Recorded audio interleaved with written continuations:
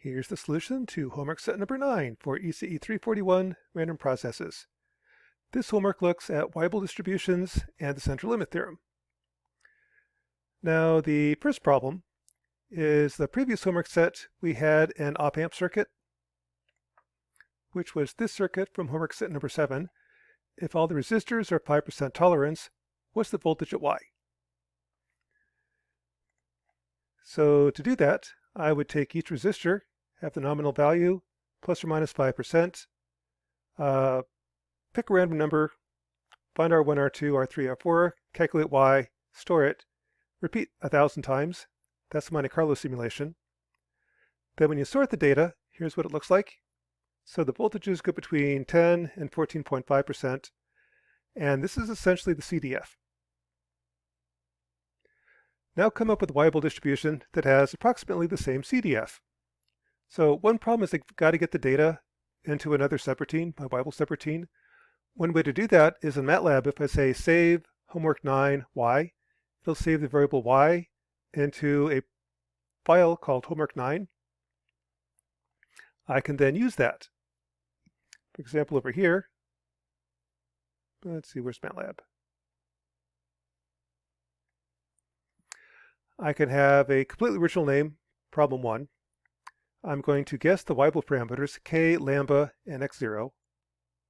Then load homework 9. What that'll do is that'll pull up Y. So I now have Y into this subroutine. I want to curve fit Y. So first I'm going to sort the data and then calculate the probability. This is just going from 1 to the length of the data divided by the length. So P goes from 0 to 1 as I go through the data. Gives me this curve. P goes 0 to 1 as the sorted data goes between, in this case, 10 to 14.5 volts. Now, shift everything by the left endpoint. Clip at 0 because if x is negative, I've got a negative number to the k and I get complex roots, so just clip it at 0. Find the Weibull parameters, then the error is the difference in the two. Return the sum squared error. So if I have that, I can now go into MATLAB.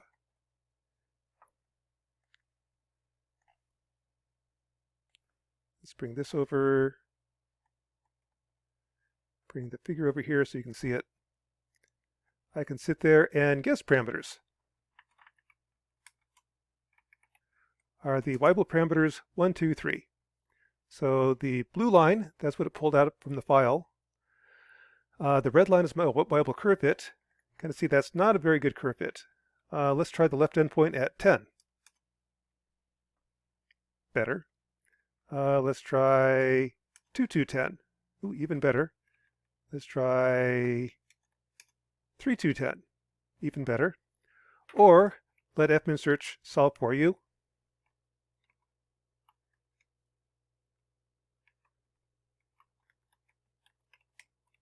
I'm going to minimize a function called problem 1, and that's my initial guess. And it'll sit there, guess, guess again, and fminsearch does an amazingly good job. That, to me, looks like a pretty darn good curve fit. And from that, these are my parameters.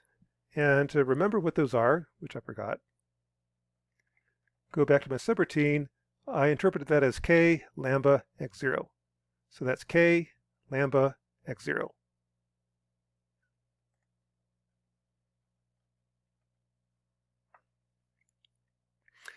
And then once I have that, I've got the CDF.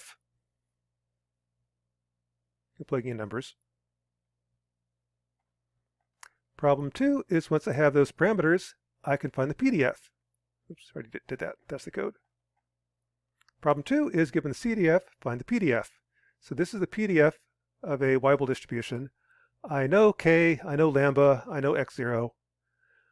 Plug them in, and there's your PDF. That's the beauty of Weibull distributions. There's no theoretical underpinning, but it can curve fit a large number of distributions really well. So this is basically the PDF for the voltage across at the output of this circuit. Problem 3 looks at the central limit theorem. If you're a Dungeons & Dragons fan and you roll a level 7 fireball, which is rolling 7 six-sided dice, take the sum.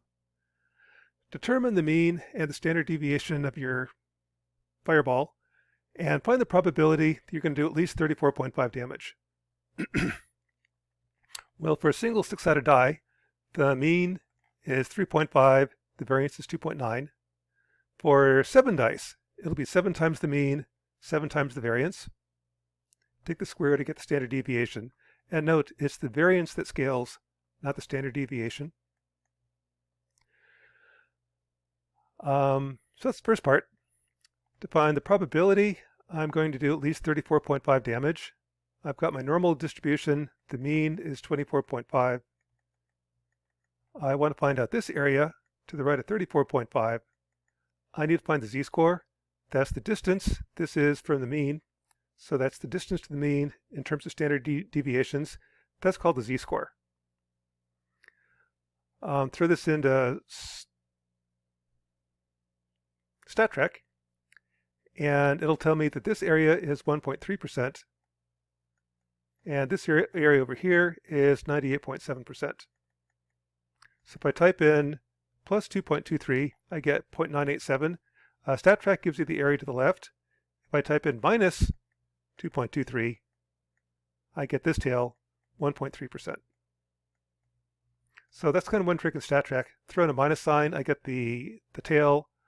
Plus sign, I get the bigger area.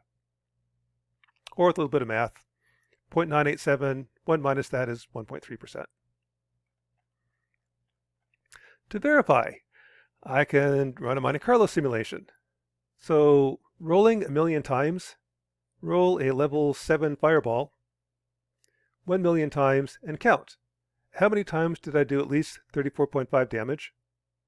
So I ran this actually a couple times, and it's always right around 1.2%. Varies each time. Again, it is random. With that, I can actually calculate the 90% confidence interval for the probability. But that'll come later. That'll be a t-test. And that matches up with StatTrak.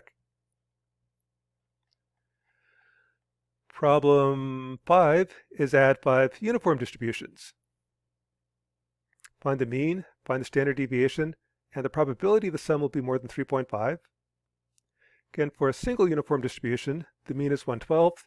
The variance is the spread squared over 12. So this spread is 1, gives you 1/12.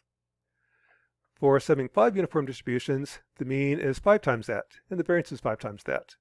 Take the square root, here's the standard deviation. And like before, I've got my bell-shaped curve. The mean is 2.5. I'm over here at 3.5. Find that distance. That's your z-score. The distance is 1.54 standard deviations. If I find the area to the right, meaning throw in the minus sign, I get 6.1%. So this area is 6.1%. All probabilities add to 1, so this is 95.9%. All this area here. And again, I can check that using a Monte Carlo simulation. Do this 1,000,000 times, add up 5 uniform distributions, and count. How many times was the sum bigger than 3.5? Ran this a couple times, and it's always right around 6.1, 6.2%. Versus normal approximation was 6.1. So that's homework set number 9 for ECE 341.